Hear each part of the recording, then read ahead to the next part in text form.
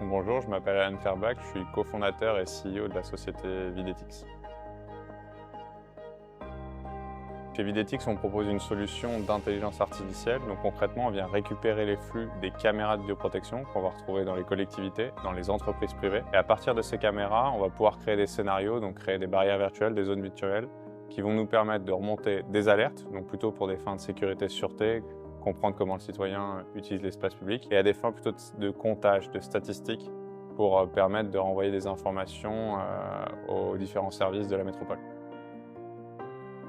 On part d'architecture, on va dire, connue, donc les SSD, les YOLO, qu'on va tweaker un peu parce que notre objectif, c'est que ça marche en production et surtout sur un nombre de flux important. On ne peut pas avoir un data center derrière chaque caméra, donc il y a un processus, on va dire, d'optimisation. Et après, concrètement, nous, on a même des personnes en interne, on a 3 personnes qu'on appelle des annotateurs, en fait, qui viennent labelliser les images. Donc on a des banques de données urbaines.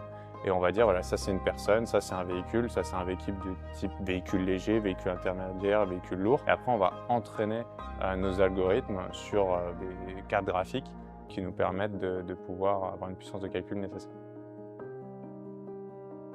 C'est vrai qu'il y a 2 enjeux. Il y a l'enjeu vraiment de la finalité.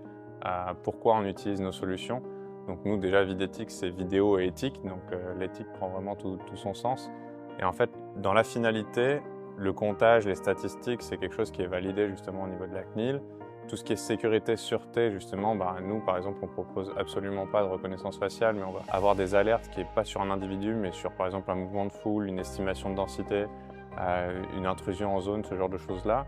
Et après, il y a tout l'aspect entraînement de nos algorithmes. Donc, comme je le disais, on a des personnes qui sont en interne chez nous, qui labellisent les données, parce que éthiquement, on préfère que ce soit des personnes françaises que de sous-traiter ça justement dans des pays émergents où la main-d'œuvre est moins onéreuse et du coup ça permet de pouvoir annoter les images. Ça aussi on fait attention à comment on entraîne nos algorithmes et aussi au niveau des biais parce qu'une chose qui arrive assez souvent dans l'IA, ce qui est normal, on crée tous des biais et donc on essaie d'avoir le maximum de diversité au niveau des annotateurs mais aussi au niveau des images qu'on va collecter. À nous, ce qu'on va regarder, c'est la consommation énergétique. Alors, il n'existe pas vraiment de benchmark, mais on va utiliser, nous, des cartes graphiques NVIDIA. On utilise des cartes graphiques vraiment d'inférence. Et par exemple, sur des L4, des L40 ou des T4, on va pouvoir gérer plusieurs dizaines de flux vidéo en temps réel, en simultané, ce qui nous permet de pouvoir vraiment gérer, même sur des cartes, par exemple la catégorie plutôt Edge embarquée de Jetson de NVIDIA, là en fait on va être sur des consommations inférieures à 10 watts et avec cette consommation inférieure à 10 watts on arrive à analyser 6 flux vidéo en parallèle et en temps réel.